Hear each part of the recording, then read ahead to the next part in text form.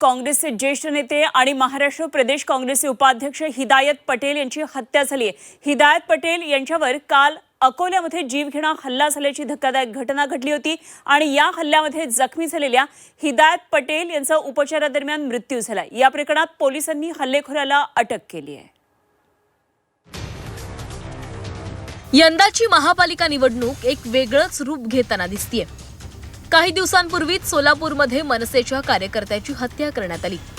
ही घटना ताजी असतानाच आता अकोल्यामध्ये काँग्रेस नेत्याच्या हत्येनं खळबळ उडाली आहे। काँग्रेसचे ज्येष्ठ नेते आणि महाराष्ट्र प्रदेश काँग्रेसचे उपाध्यक्ष हिदायत पटेल यांच्यावर 6 जानेवारीला प्राणघातक हल्ला करण्यात आला आणि उपचारादरम्यान त्यांचा मृत्यू झालाय। अकोला जिल्ह्यातील अकोट तालुक्यातील मोहाळ या गावामध्ये त्यांच्यावर चाकूने हल्ला करण्यात आला।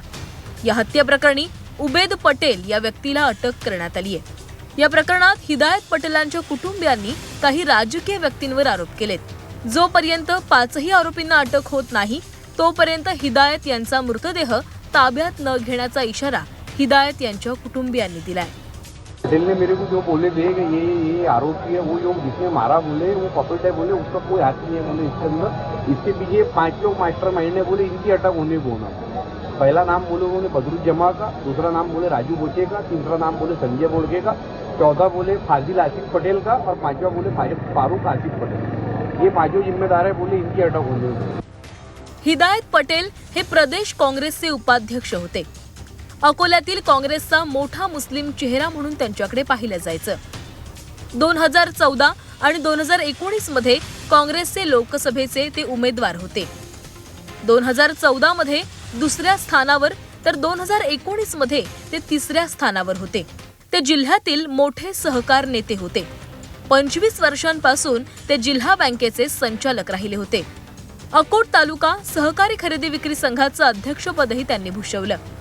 35 वर्षांपासून अकोट बाजार समितीचे माजी सभापती आणि विद्यमान संचालक ते होते। कौटुंबिक आणि राजकीय वादातून हत्या झाल्याचं पोलिसांकडून सांगण्यात आलंय। 5 पैकी एका आरोपीला अटक करण्यात आली आहे, तर 4घांचा शोध घेण्यासाठी पोलिसांची पथकं रवाना झाली आहेत। तर प्राथमिक माहिती भेटली आहे की पूर्वीची वाद आणि कौटुंबिक वादची भेटली आहे। आणखी आता चौकशी चालू आहे। चौकशीमध्ये काय निष्पन्न होते आपण बघायचं आणि बाकी आरोपीला अटक करण्यासाठी पण आपण टीम लावलेली आहे। जवळपास आता 70 लोक त्यांच्या पाठीमागे आहे। काँग्रेस नेत्याच्या हत्येवरून विरोधकांनी राज्यातील कायदा सुव्यवस्थेवर बोट ठेवत मुख्यमंत्री आणि राज्याचे गृहमंत्री देवेंद्र फडणवीसांवर टीका केली आहे। तर सरकार या प्रकरणात गंभीर असून कुठल्याही गुन्हेगाराला सोडणार नाही अशी ग्वाही महसूल मंत्री चंद्रशेखर बावनकुळे यांनी दिली आहे। हे दुर्दैव आहे की मनसेच्या कार्यकर्त्याची हत्या झाली, इथे हिदायत यांची हत्या झाली आणि तरी कायदा सुव्यवस्था सुरळीत आहे असं फडणवीस म्हणतात। हे ढोंग आहे। मुंबईमध्ये शिवसेना कार्यकर्त्यांवर उत्तर भारतीयांनी हल्ला केला। ठिकठिकाणी हे प्रकार सुरू आहेत आणि मी म्हटलं नाही मगाशी की महाराष्ट्राची कायदा सुव्यवस्था वाऱ्यावर सोडून राज्याचे गृहमंत्री आणि मुख्यमंत्री प्रचाराला फिरत आहेत। महाराष्ट्रात लॉ अँड ऑर्डरची परिस्थिती किती बिघडलेली याचं एक उदाहरण आहे।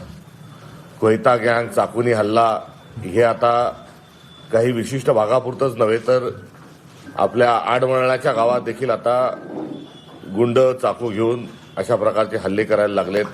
महाराष्ट्राला पूर्ण वेळ गृहमंत्री नसण्याचं काय परिणाम होऊ शकतात कायदा सुव्यवस्थेच्या अनुषंगानं याचं एक दुर्दैवी उदाहरण आहे। पोलीस आणि सरकार या घटनेची गंभीर दखल घेईल। पोलीस आणि शासन याची कडक कारवाई करेल आणि कुठल्याही गुन्हेगारांना सोडणार नाही। कुठलाही गुन्हेगार हा यातून सुटणार नाही याची काळजी सरकार घेईल। महापालिका निवडणुका तोंडावर असताना सोलापूरमध्ये झालेली मनसे कार्यकर्त्याची हत्या, नंतर अकोल्यातील हिदायत यांची हत्या, त्यामुळे राज्यात नेमकं घडतंय तरी काय असा प्रश्न उपस्थित होतोय। उघड्यावर हत्या होतायत, कायद्याचा धाकच उरला नसल्याचं हे विदारक चित्र सध्या राज्यामध्ये दिसतंय। जयेश जगड, झी 24 तास, अकोला।